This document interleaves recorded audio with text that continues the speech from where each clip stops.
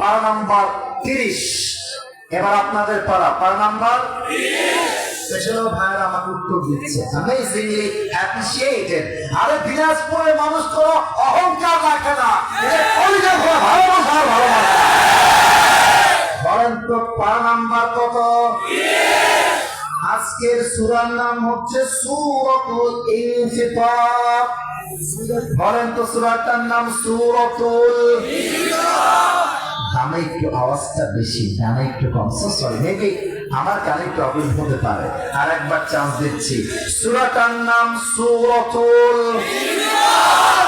এই সূরার আয়াত সংখ্যা মোট হলো 19। বলেন সবাই কত? এই সূরাটা মাদানী সূরা নয়, এই সূরাটা মাক্কি। বলেন তো মাদানী না মাক্কি? এই সূরার রুকু সংখ্যা একটা। বলেন সবাই দুইটা না একটা? আসুন আমরা সূরার মূল ব্যাখ্যায় ফিরে যাই, তাফসীরে ফিরে যাই। যে কোনো সূরা নিয়ে কথা বলতে গেলে সেই সূরার মানে তোমরা খুব দুষ্টু আছো না, হাসবো না, ডোন্ট লাভ। সিরিয়াস হয়ে বলছি, আমি কোনো অভদ্র মানুষ নই। গালি গালাজ করা, ধমক দেওয়া এটা আমার স্বভাবের বাহিরে। আমি হাসি খুশি ভালোবেসে কথা বলি। তোমরা যে ফিস ফিস করো এটা আমার কানে আসে, তখন ওয়াজের মাঝে একটা মনোযোগ হারিয়ে যায়। তো তোমরা আর কোনো কথা বলবো না, তোমাদের পায়ে হাত রেখে আমি আসি প্রচুর বিনয়ের সাথে আবদার করলাম, আর কোনো কথা চাই না। এই সূরা আলোচ্য বিষয় হচ্ছে the reality of the day of judgment, কিয়ামতের ভয়াবহ দৃশ্য এই সূরাটা বর্ণনা করতে চায়। এই সূরার আলোচ্য বিষয় হচ্ছে কিয়ামতের দিনটা কেমন হবে।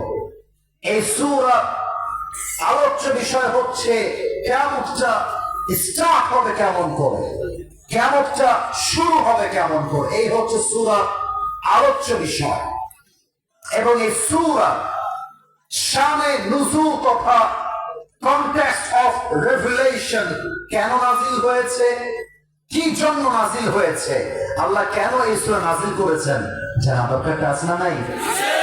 এই হিলিবাসী আসতে কেন বলেন সবাই, আছে না নাই?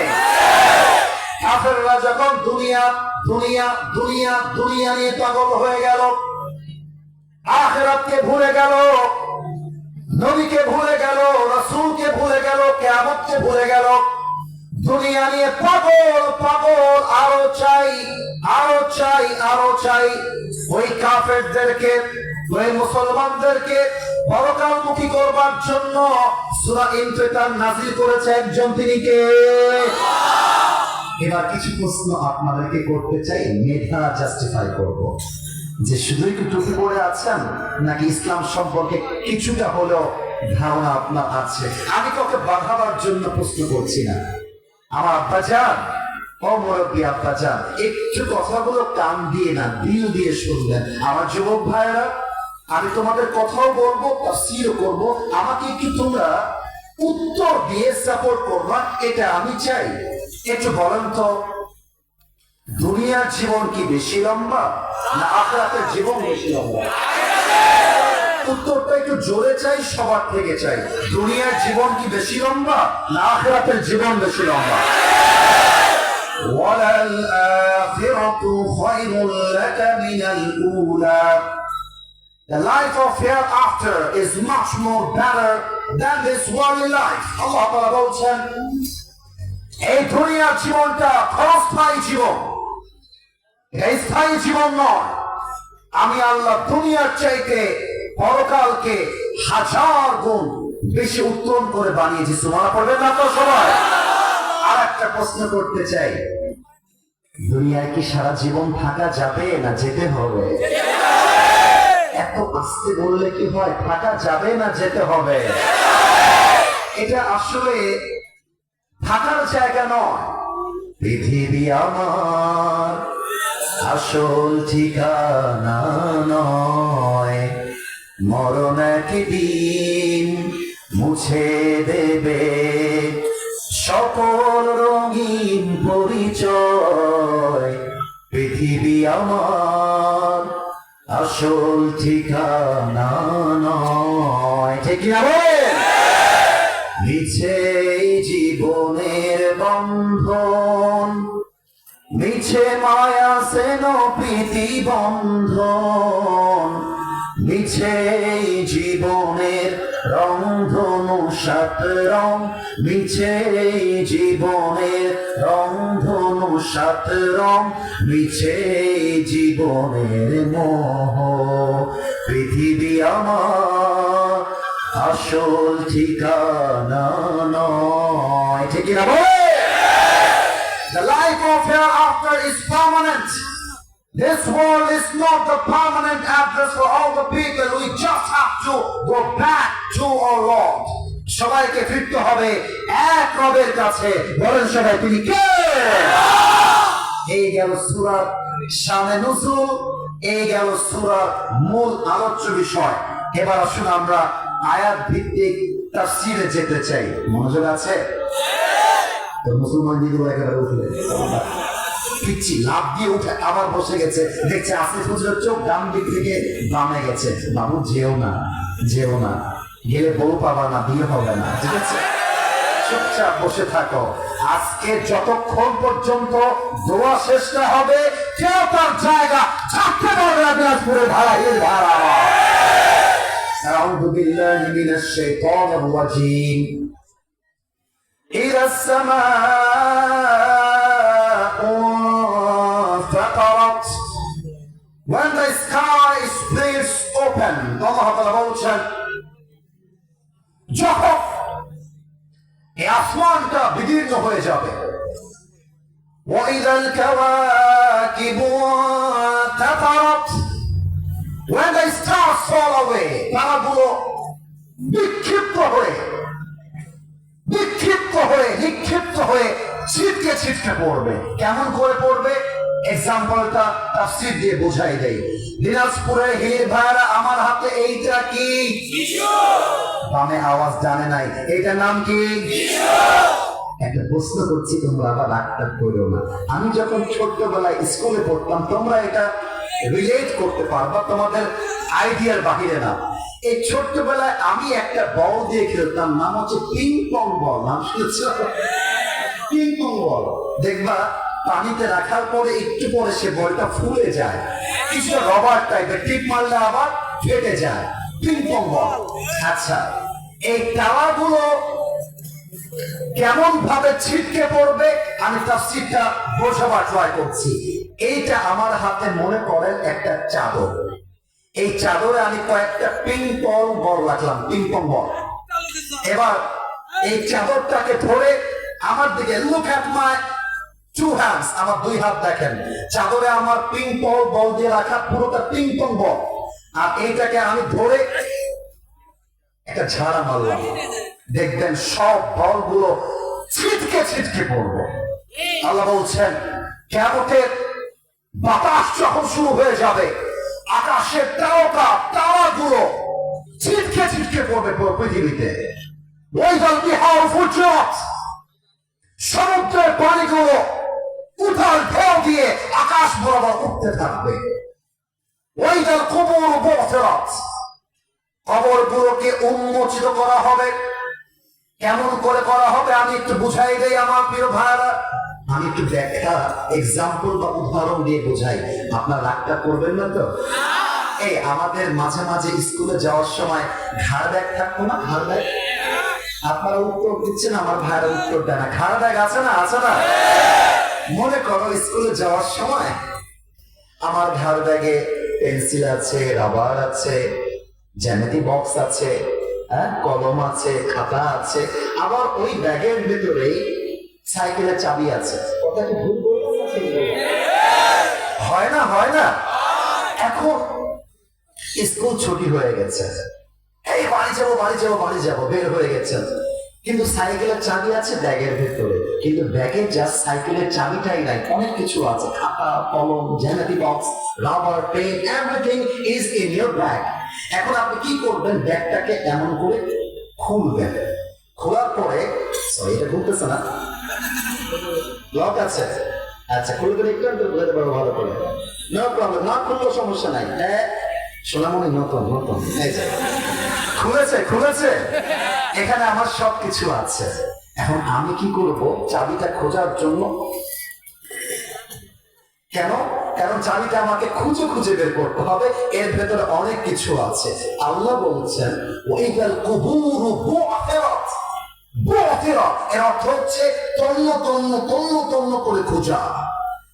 যখন যে মারা গেছে, from Adam to Isa, Isa to Nuh's messenger until this time, এই সময় পর্যন্ত যারা যেখানে যেমন ভাবে মারা গেছে, যার কবর যেমন ভাবে আছে, সবাইকে কবর থেকে খুঁড়ে খুঁড়ে তোলা হবে। আল্লাহু আকবার।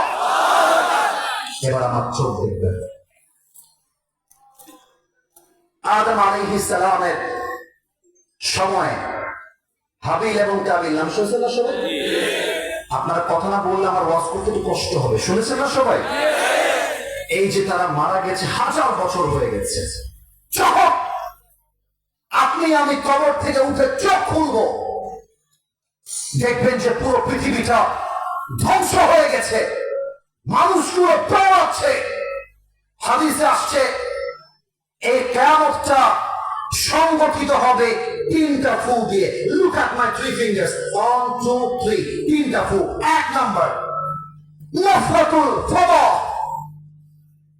ইসরাফিল একটা ফু দিবে, পুরো পৃথিবী নড়ে চড়ে উঠবে, পাহাড়গুলো ভেঙে চুরে চূর্ণ বিচূর্ণ হয়ে যাবে, মানুষগুলো দৌড়াতে থাকবে। ইয়াউমা ইয়াকুনু নাসু কাল ফারাশিল মাবথুস, মানুষগুলো সব বিক্ষিপ্ত পতঙ্গের মতো নিক্ষিপ্ত হবে, পাহাড়গুলো ভেঙে চুরে চূর্ণ বিচূর্ণ হয়ে যাবে। আল্লাহ বলবে ইসরাফিল এবার তুমি 2 নাম্বার ফুটা দাও।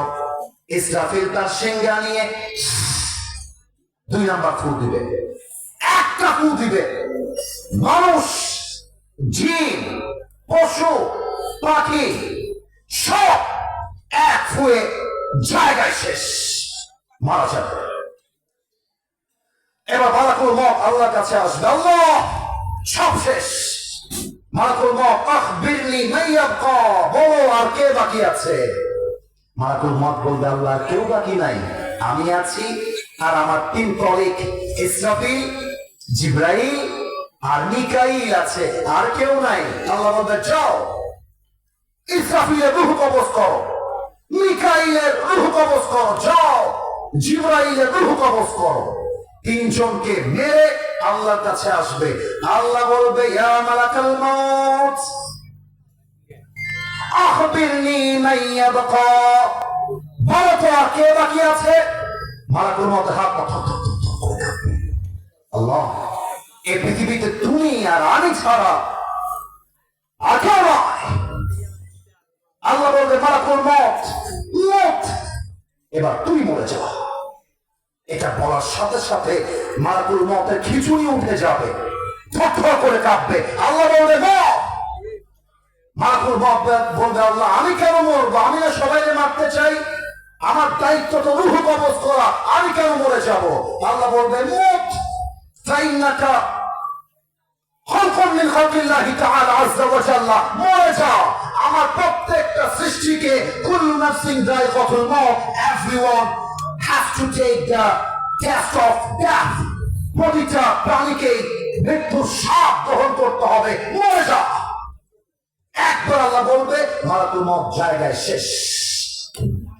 এবার আল্লাহ শুধুমাত্র একা, মানুষ নাই, জিন নাই, ফেরেশতা নাই, কেউ নাই। এবার আল্লাহ কি বলবে এটাও কোরআনে আছে। আল্লাহ ডাক দিয়ে বলবেন লিমানিল মুলকুল ইয়াউম, বলো তো আজকের দিনের রাজত্ব কার? Who belongs the kingdom today? আজকে ক্ষমতা কার? যারা বলতো বাংলাদেশ আমার, যারা বলতো রংপুর আমার, যারা বলতো রাজশাহী আমার, যারা বলতো হিলি আমার, যারা বলতো তাফসীর মাহফিল হলে তোর পা ভেঙে দিব, সে অধমগুলো আজকে কোথায়? জবাব দেওয়ার জন্য কেউ থাকবে না। আল্লাহ এবার বলবেন লিল্লাহিল ওয়াহিদিল কাহ্হার। আজকের দিনের রাজত্ব মহারাগে রাগান্বিত একমাত্র এক রবের জন্য। হিলিবাসী বলেন সবাই সেই সত্তাকে। এবার আল্লাহ বলবে ইসরাফিল তুমি আবার উঠে যাও। ফু কিন্তু হয়েছে মাত্র 2টা, মনে আছে কিনা জানি না। ফু হয়েছে কয়টা? আর একটা বাকি আছে। এবার আসেন এই আয়াতে, ওয়াইদাল কুবুর বুসিরাত। বলেছিলাম কবর থেকে এমন করে খুঁড়ে খুঁড়ে ওঠানো হবে। কথা কি বোঝা যায়? আমি সরি, আমাকে একটু বললে বস্তা সামনে যাবে। কথা কি বোঝা যায়? যায় যায়। তো কবর থেকে আপনি উঠেছেন কখন? যখন ইসরাফিল আবার ফু দিয়েছে। 3 নাম্বার ফু।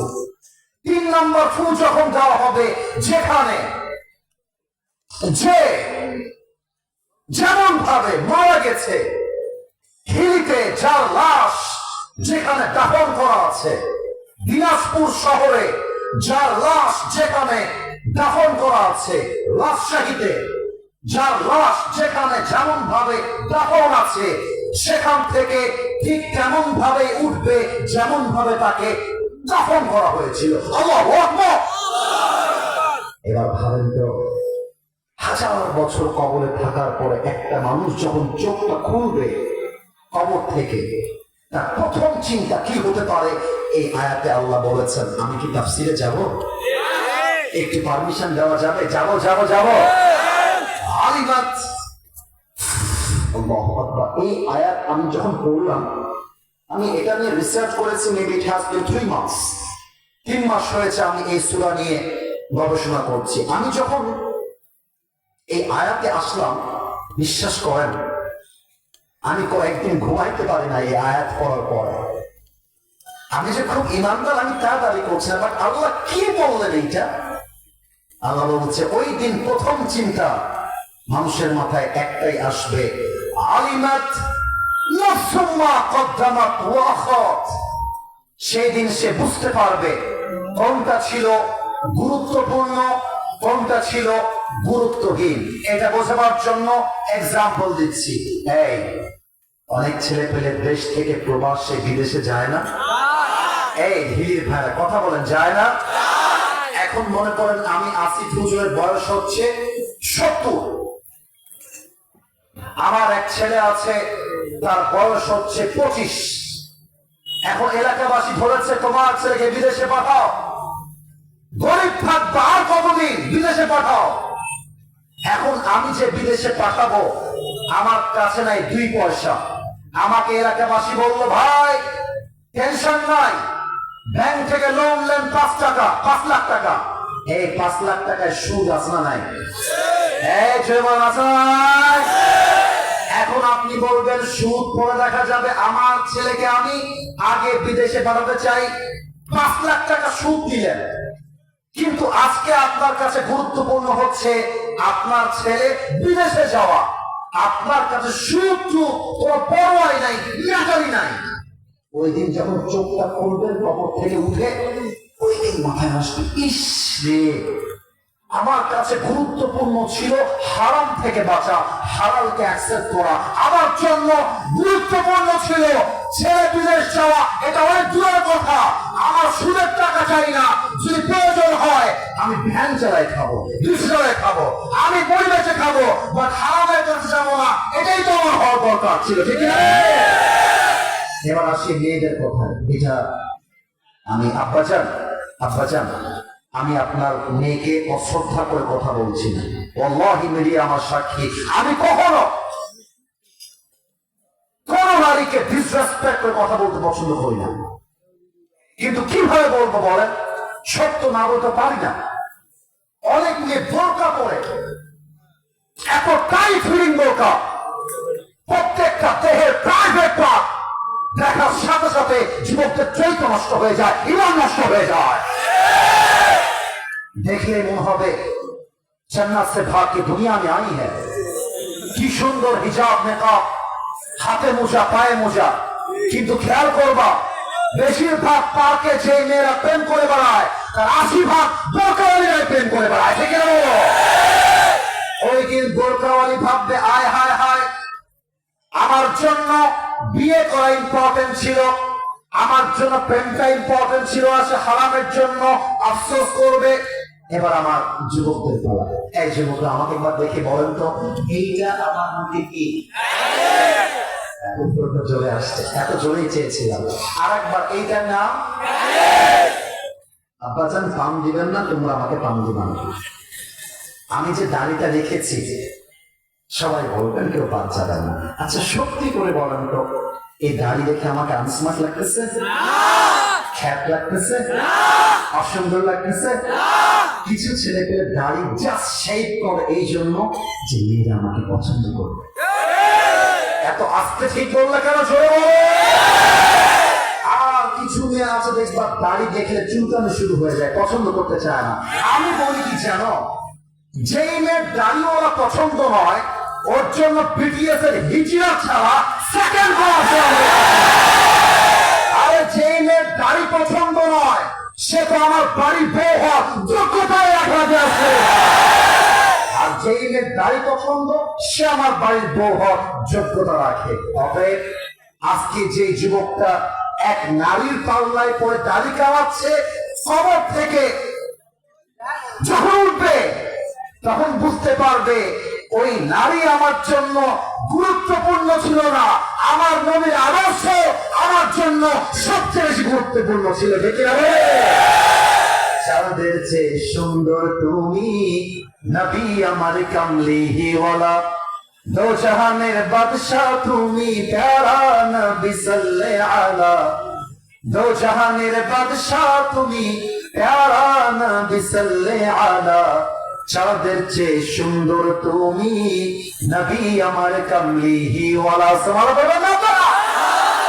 তাহলে এখন আমি প্রশ্ন করতে চাই তাফসীর থেকে, যদি কবর থেকে ওঠার পরে আফসোস করতে না চান একটা রিপ্লাই দিবেন। যদি কবর থেকে উঠে আফসোস করতে না চান, আপনার সামনে হারামও আসছে হালালও আসছে, আপনি কি হারামকে অ্যাকসেপ্ট করবেন না হালালকে? আপনার সামনে মেয়ে প্রেমও আসছে বিয়েও আসছে, আপনি প্রেম দিবেন না বিয়ে দিবেন? আপনার সামনে ক্লিন শেপও আসছে, আবার দাড়ি রাখাও এসেছে, আপনি ক্লিন শেপ করবেন না দাড়ি রাখবেন?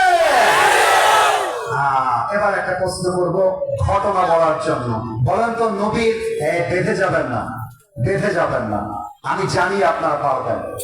বলেন তো আমার নবীর সবচেয়ে কলিজার টুকরা মেয়ে, তার নাম কি ছিল?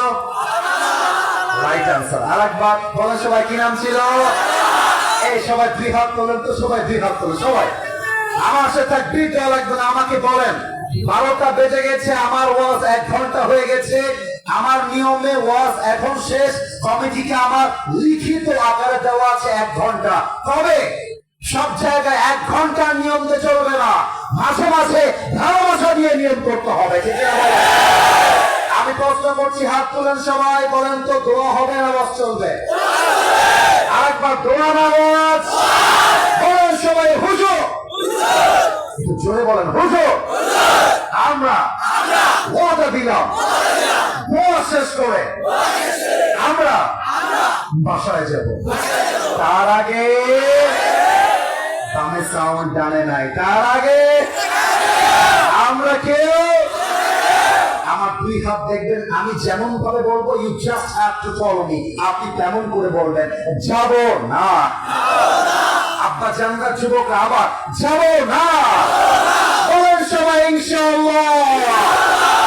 এবার বলেন তো ফাতেমার স্বামীর নাম, এবার বলেন তো ফাতেমার গর্ভ থেকে 2 জন সন্তান এসেছে, 1 হাসান 2। এই তো দিনাজপুরবাসী অ্যাক্টিভ হয়ে গেছে, সাউন্ড শুনে মনে হচ্ছে আমার সামনে কোন বিড়ালের বাচ্চা নয়, সব সিংহের বাচ্চাগুলো আমার সামনে। এবার দেখেন ফাতেমা দুনিয়ার উপরে আখিরাতকে কত বেশি গুরুত্ব দিয়েছে। একবার আলীর ঘরে, ফাতেমার ঘরে 3 দিন যাবৎ ডাল নাই, ভাত নাই, চাল নাই, কিছু নাই। ফাতেমা ক্ষুধার যন্ত্রণায় কাতরাচ্ছে, আর ডাক দিয়ে বলছে, স্বামী আমার কি করা যায়, কেমন করে খাবার খাওয়া যায়। আলী বলছে ফাতেমা তুমি আমার কাছে আসো, এখানে বসো। তো ফাতেমা আলীর পাশে বসে গেছে। আলী বলছে ফাতেমা এক কাজ করো, আব্বার কাছে যাও, গিয়ে বলো আব্বা যান আপনি নিশাইয়া কিছু খাবার দেন, আমরা তো ক্ষুধার্ত হয়ে আছি। আব্বা খাবার দিবে, তুমিও খাবা, আমিও খাবো, হাসান খাবে, হোসাইন খাবে। সুবহানাল্লাহ বলবেন না আপনারা সবাই? স্বামীর কথা শুনে এবার ফাতেমা বের হয়ে গিয়েছে খাবার নেওয়ার জন্য বাবার কাছে। আচ্ছা, আপনাদের এলাকায় মাটির বাড়ি আছে না? খুবই সুন্দর। আমি এই নওগাঁয় একবার মেহমান হয়ে এসেছিলাম, মাটির বাড়িতে ছিলাম। আরে মাটির বাড়ি থাকলে এসি লাগে না, মাটির বাড়ি এসি হয়ে যায়। আমি নিজে দেখেছি। আচ্ছা, মুরব্বীরা একটু ভালো বুঝবেন, মুরব্বী যারা আছেন, এই আমাদের মাটির বাড়ির সামনে উঠান থাকে না? উঠান। আচ্ছা, আপনারা কি বলেন উঠানকে? কি বলেন? আচ্ছা, আমরা উঠান বলি, বারান্দা বলি, উঠান। এবার আসেন, এইটা হচ্ছে আমি আসিফ হুজুরের বাসা, আমি উদাহরণ দিচ্ছি। আর এই যে দুইটা বাস দেখা যায়, এই জায়গাটা হচ্ছে আমার বাড়ির উঠান। হাদিসে আসছে, আমি নবীর আদর্শ দেখলে আমি নবীর জন্য পাগল হয়ে যাই। নবীর ভালোবাসা আমার পরিচয় আকাশচুম্বী পর্যন্ত বেড়ে যায়। ফাতেমা জাস্ট ঘরের বারান্দায় আসছে, নবী বুঝে গিয়েছে আমার পরিচয় টুকরা মেয়ে আমার বাসায় ফিরে এসেছে। সুবহানাল্লাহ বলবেন না আপনারা? নবী খাট থেকে উঠে এসে এই হচ্ছে গেটটা খুলে ফাতেমা ডান হাত ধরেছে, আসো আম্মা, আসো আসো। আম্মাকে নিয়ে গিয়ে আব্বা জানলা শিখে না, মেয়েকে ভালোবাসবেন কেমন করে। নবীজি ফাতেমার হাত ধরে নিয়েছে, আগে ফাতেমাকে বসিয়েছে, এরপর নবীজি বসেছে ফাতেমার বরাবর আর বলছে আম্মা জান আমি বুঝেছি মা, তোমার অনেক ক্ষুধা পেয়েছে তাই না মা? বলো সুবহানাল্লাহ বলবেন না আপনারা? ফাতেমার চোখ দিয়ে পানি পড়া শুরু হয়ে গেছে। বলছে আব্বা জান শুধু ক্ষুধা না, 3 দিন যাবত ক্ষুধার্ত হয়ে আছি। ফাতেমা ক্ষুধার্ত, আলী ক্ষুধার্ত, সবাই ক্ষুধার্ত। আব্বা জান বলছে ফাতেমা শোনো, আমি তোমাকে 2টা অপশন দিব। এক, আমি তোমাকে 5 শব্দের দোয়া দিব, আর এক হচ্ছে আমি তোমাকে 5টা বকরির মালিক বানায় দিব। একদিকে দুনিয়া, আর একদিকে আখিরাত। ফাতেমা আম্মা জান তুমি কোনটা চাও?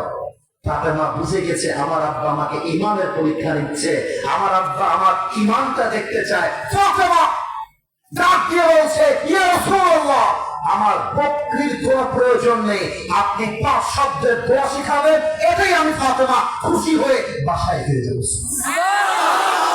দোয়াগুলো কি শিখতে মনে চায়? একটা কাশি দেন সবাই। আগে দোয়ার লাভ বলে দেই। এই আমার মনে হয় এখানে যারা বসে আছে 100তে 100 ভাগ আমরা সবাই মধ্যবিত্ত পরিবারের সন্তান। আমার ওয়াজে বলেছিলাম আমি গ্রামের ছেলে, এটা আমার বলতে লজ্জা নেই, কারণ পুরো পৃথিবীতে যত ইতিহাস হয়েছে তার সব ইতিহাস গ্রামের সন্তানরা করে দেখিয়েছে। আমি আমার আরেকটা ওয়াজে বলেছিলাম মধ্যবিত্ত পরিবারের সন্তান মানেই একটা ব্র্যান্ড। আমাদেরকে সাইকেল দিবেন চলবে, বাইক দিবেন চলবে, কিছুই দিবেন না, বলবেন খালি পায়ে হেঁটে আসো তাও আমার চলবে, আমি মধ্যবিত্ত পরিবারের সন্তান। আপনি আমাকে বালিশ দিবেন ঘুমাবো, বালিশ দিবেন না তাও ঘুমাবো, ল্যাপ দিবেন ঘুমাবো, কম্বল দিবেন ঘুমাবো, কিছুই দিবেন না, আমি একটা ইটকে বালিশ বানিয়ে ঘুমাবো, আমি মধ্যবিত্ত পরিবারের সন্তান। ফাতেমা ডাকতে বলছে আব্বা জান আপনি দোয়াটা শিখায় দেন, আমার কোনো ছাগলের দরকার নাই, আমার দুনিয়া লাগবে না, আমার আখিরাত দরকার। এবার আব্বা জান বলছে ফাতেমা আম্মা তুমি আমার মুখোমুখি হয়ে বসো। ফাতেমা বসে গেছে। এবার নবীজি বলছে ফাতেমা আমার সাথে পড়ো, আপনারা আমার সাথে পড়বেন। বলেন সবাই ইয়া আউওয়ালাল আউওয়ালিন। মাশাআল্লাহ, উত্তরটা অনেক সুন্দর এসেছে। আরেকবার পড়েন ইয়া আউওয়ালাল আউওয়ালিন, ইয়া আখিরাল আখিরিন, ইয়া যাল কুওয়াতিল মাতিন, ইয়া রাহিমাল মাসাকিন, এবার শেষ শব্দ সবার থেকে আসতে হবে, একজন যেন বাদ না যায়। পরের সবাই ইয়া আরহামার রাহিমিন। এবার ফাতেমা দোয়া শিখে বাসায় আসছে। ওইদিকে Ali was waiting for the food. আইনা তাআম ইয়া ফাতেমা, এই ফাতেমা আনতে গেলে খাবার, দুই হাত তো ফাঁকা, খাবার কোথায়?